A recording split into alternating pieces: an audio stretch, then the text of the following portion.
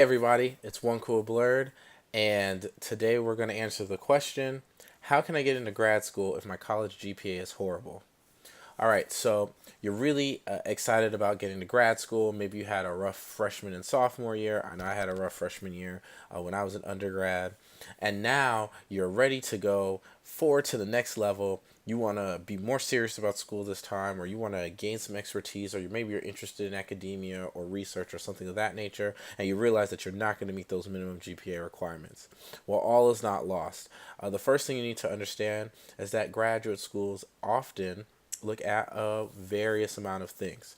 GPA, GRE scores, personal experience, whether it's work or academic, internships, and things of that nature. And that comes in the form of your personal statement. And then if they just like you as well when you're doing your interview. So those are kind of the four things.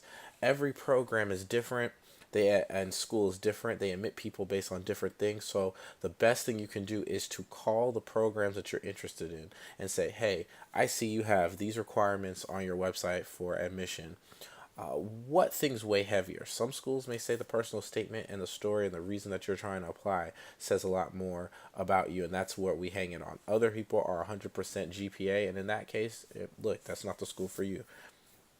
But the goal is to find out the things that several schools will want, and can you get those things? A lot of times, if your GPA isn't amazing, but you have wonderful experience, you've published papers, you've worked, and your work speaks for itself. You have apps out in the store if you're a tech person, and it's doing amazingly. There's great ideas and things of that nature. Sometimes you can have it kind of balance out. So the key is just to understand and what the program you're looking for wants, and try to offset your lower GPA with experience and looking at those other categories that the school might be looking for. Additionally, you might need to take a couple extra classes or retake a class or two to improve your GPA, and not only just GPA wise, but also to make sure that you have a firm understanding of the material. Because sometimes the scores or GPAs are an indicator that we weren't paying attention or that we weren't able to fully grasp concepts the first time around. Can't speak today. But sometimes you just test poorly, but you have all of the knowledge up top. And so then it's a matter of showing that you can execute. Another thing that you could do is just get a job and work first.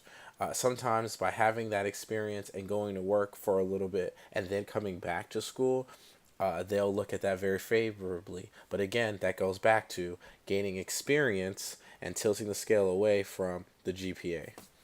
That's everything for that I can think of right now. We'll have more videos as usual. Have a great one.